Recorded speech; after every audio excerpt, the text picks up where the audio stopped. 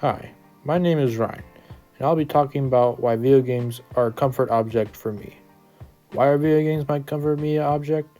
Well, video games help me to relax and focus on something other than school or work. They take me into a fantasy world, and when I am stressed and need to escape, I turn to my favorite video games. Sometimes I find myself thinking about problems while I am playing, and it becomes a stress free way to look at problems and think about possible solutions. Maybe that kind of problem solving uses a different part of my brain when you're problem solving while at the same time doing something relaxing. These three video games give me that feeling. I can immerse myself in the games and pick a character to play and pick a different character each time. The graphics in the game are also give it a realistic feeling, and the game developers did well on the graphics and add a whole lot of detail into the game. And now I will show some clips, about three clips at least. Those other maps is going to be, well, it's going to be a little bit crazy. So that's kind of something that I'm looking forward to doing as well. Is this just, have I just been going in a circle here? Is this just how long the course is? Oh, we're going to go down, down, down, down, down, down. Whoa, that was a big speed boost. Okay, I definitely haven't seen that part before. There we go, there's the finish line. And, oh, we're in the showdown. What does the showdown mean? Oh, I get to just wander around the end, right?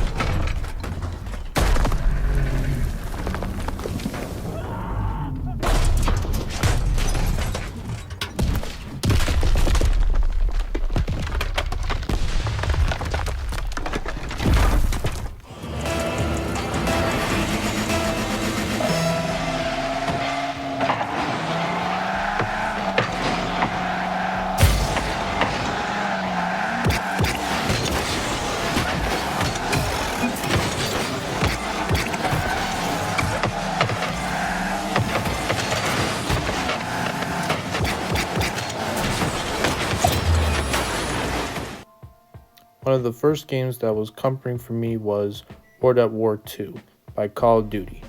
Even though COD is known for making their games violent, when playing World at War II, I get goosebumps or an up out of your seat feeling. And every time I play this game, I always come back to the campaign and play out all the missions. What makes this game different from the other two games is the storyline, which starts at Doomsday on the beaches of France all the way to the last Battle of the Rhine. Each mission is very immersive, and the movement in the game is also very realistic as well. The story of the characters of that time period are very realistic as well, especially Sergeant Pearson, who is a very serious with a little bit of sarcasm. A tragic backstory on one of his missions in Kasserine leads to him leaving to his own platoon and having to make sacrifices. The game really defines and represents all of Call of Duty games, and not just all the violence, but the storylines developed which are loosely historically accurate. Now I will show you a clip of Pearson, about 2 minutes, and it's pretty much him just basically going at the top of Daniel's head, and I think it's pretty funny, so it'll be showing up in around the next couple of seconds here. But Pearson's a pretty funny guy, and I kind of hope that he'll be in the next couple of games for Call of Duty soon. But if not, I mean, who knows how the game's going to be in the next couple of years. I mean, if COD makes another maybe World War III imaginary, who knows. But otherwise, here's the next clip of Pearson basically going off the top of Daniel's head.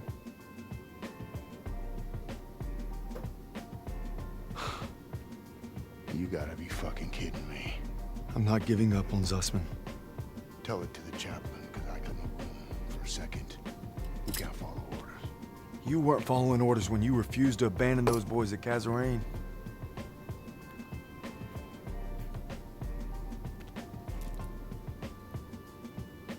What did you just say to me? You heard me. You better leave while you can still walk. Davis told me. It wasn't your fault. You were only trying to do right by your platoon. Get out! Get out! I'm not going anywhere. I said get out! God damn it!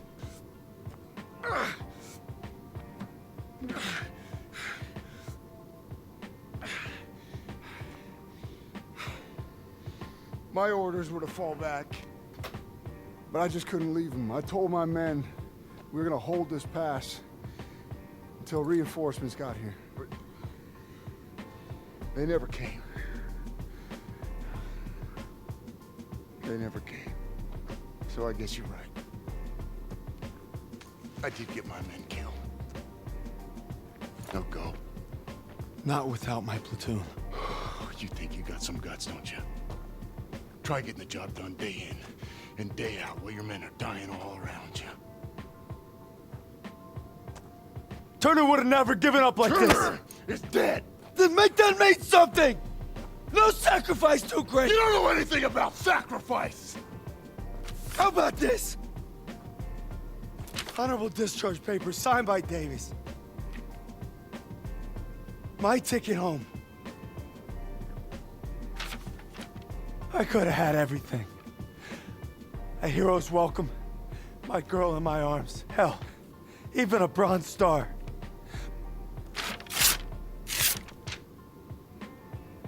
But I got one last mission.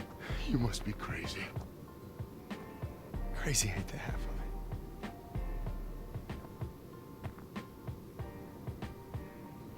All right, fall in. Sergeant? I said fall in, goddammit. If you want in, now's the time. Get the fuck out of my way. I guess the gang's all here. Not all of us. Let's take that bridge and find our boy. Yes, Corporal. Rocket League by Epic Games is another game that I play a lot when starting out in video games. Rocket League is a very competitive and fun game to play. It is a team game and you have to be focused on being organized and working with your teammates to strategize and get goals and to play defense. Rocket League is similar to NBA 2K, another game that is a competitive sports team game. Rocket League also has skill-based matchmaking, meaning that your skills will determine how good or bad you are at the game. If you do well, you move up higher and better players. If you do bad, you stay in the same spot, but you still have an opportunity to keep moving up. You can play as an individual competitor or as part of a club. Rocket League is also good practice for developing fine motor skills using the buttons on the controller. This game is comforting to me because the first game I play and it warms me up for the other games. And I pretty much love Rocket League because it really is the first game that I pretty much play when I get on my Xbox, and I just love the thrills of it. I also like showing the clips of it, saving clips on my Xbox most of the time, and I like to try and do trick shots most of the time, but I'm usually not really that good. I still try to keep practicing though, and I usually play with mostly friends most of the time, and that we usually have a club for ourselves that we kind of make for ourselves, and it's pretty nice, and I like to continue to keep playing it. I hope Rocket League maybe makes a updated game of it someday. Who knows? Here's a clip of me playing it.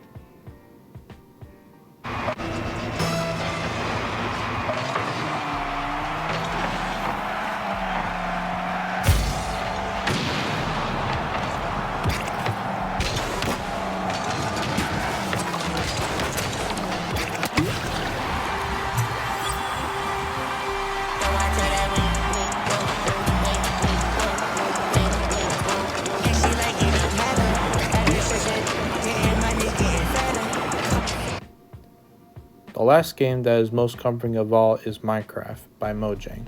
I've been playing this game for a long time. It's probably the best sandbox game ever created. Minecraft offers a creative mode or a survival mode game. I developed a lot of creativity with this game because it was the only game I played a lot when I was younger. Survival mode is the most busy mode of Minecraft because it has side quests, and if you do certain side quests you can level up and gain.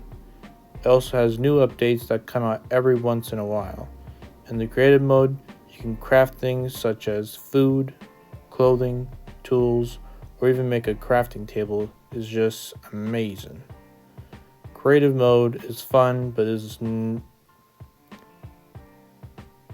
not as stressful and complex as playing survival mode.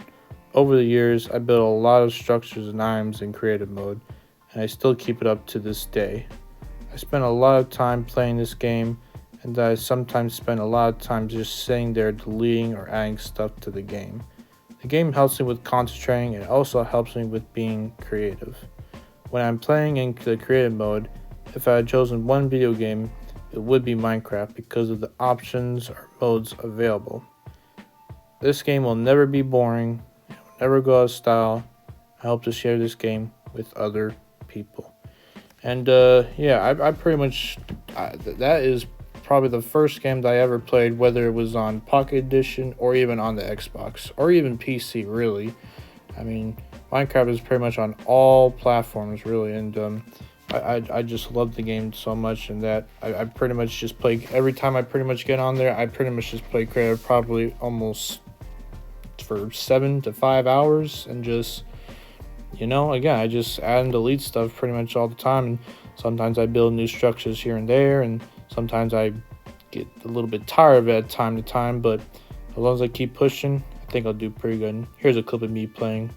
I'm the X-Toycat, and welcome back to another video. Today I have something very special and a blast of the past to share with you all, because today is the 6-year anniversary of survival mode coming to Minecraft. That's right, on August 31st, 2009, the 0.24 survival test update came out, and with it came survival mode. So this is the first gameplay of the first build of survival, and it's really cool to look at and examine, not only because so many things have changed since then, but also because so many core concepts have remained the same, and it's really cool to show, and I figured that's why I do today. So please do.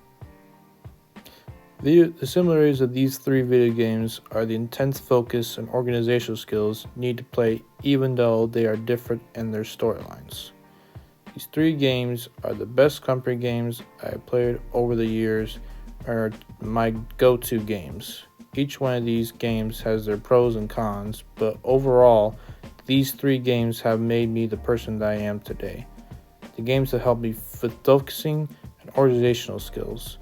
Although applying those skills to other areas such as schoolwork is something I'm still working on, video games will always be a part of me and the way to relax and de-stress.